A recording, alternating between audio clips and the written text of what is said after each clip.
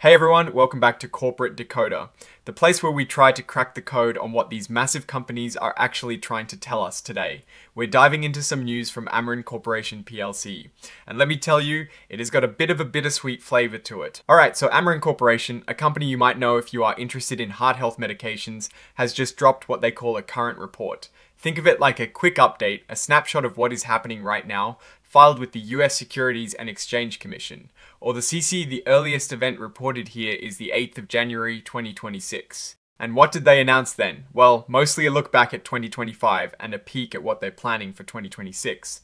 Before we jump into the nitty gritty, if you like getting these clear, no-nonsense breakdowns of corporate filings directly to you, make sure you are subscribed to this channel, and hey, have you joined our Discord community yet? It is the perfect place to chat about these companies and get ahead of the curve. The link is in the description below. So, on the 8th of January 2026, Amarin put out a press release. This report is essentially telling us that they shared some preliminary, meaning not fully finalized yet, financial highlights for the year 2025. They also gave a recap of their key achievements in 2025 and laid out their goals for 2026.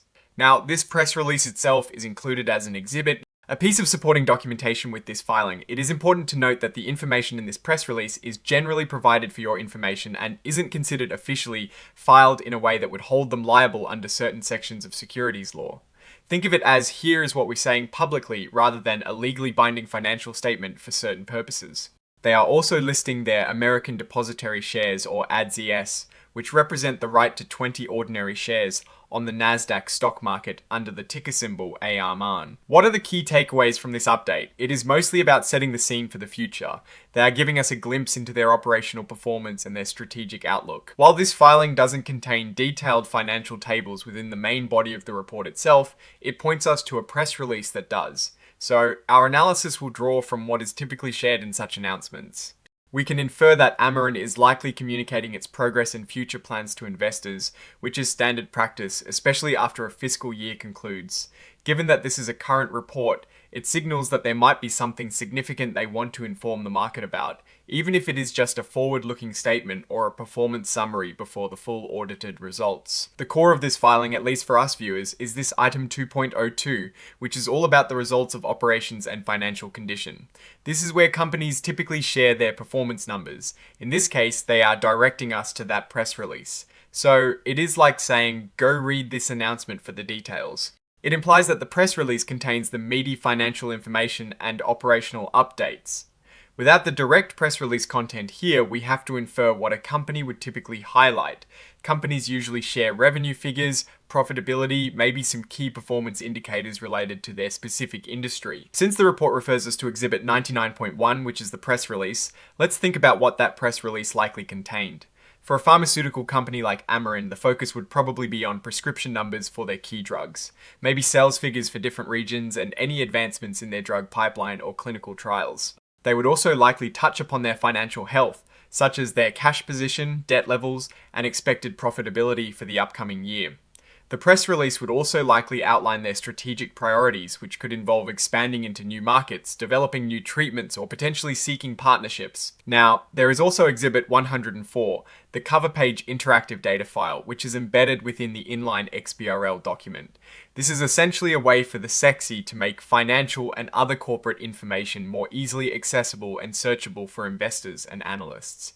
It is a digital format that helps in data analysis.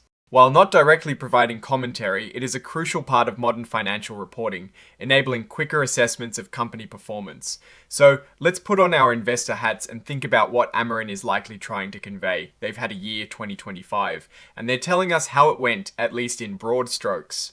And what they're aiming for in 2026. For a company in the pharmaceutical sector, successes are often tied to the effectiveness and market penetration of their drugs. If they've seen strong sales growth, that is a big win. If they've advanced a promising new drug through clinical trials, that is also a significant positive signal for future revenue.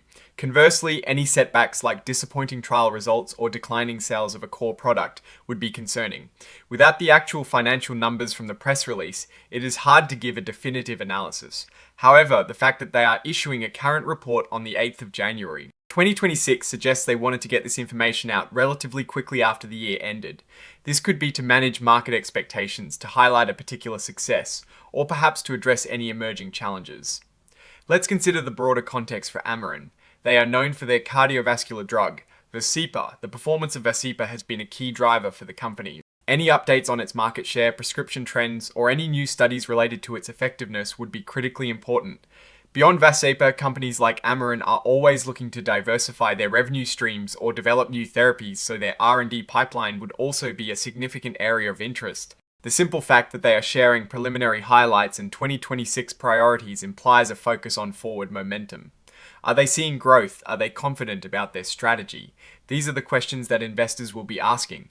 If the preliminary numbers are strong, it could signal a positive trend for the company's stock.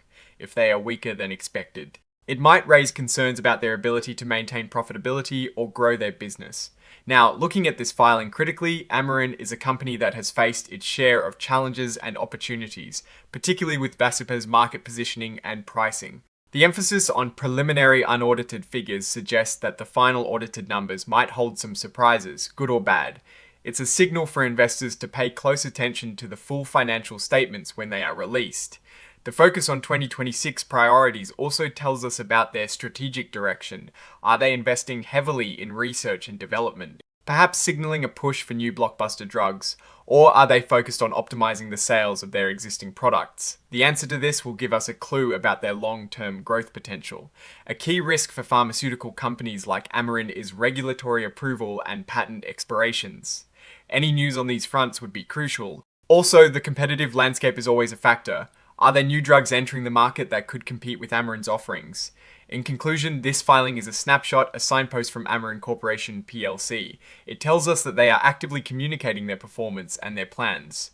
Lies within the press release they've referenced. From what we can glean, Amarin is charting a course for the future, and investors will be eagerly awaiting more detailed financial information to assess the strength of that course. Alright, that is our breakdown of Amarin's latest filing. What is your take on these preliminary updates and what they might signal for the company's future? Drop your thoughts in the comments below if this analysis was valuable. Hitting that like button really helps us out. And of course, subscribe for more deep dives into the world of corporate finance. And don't forget to join the conversation on our Discord server. The link is in the description. Thanks for watching, and we'll see you in the next video.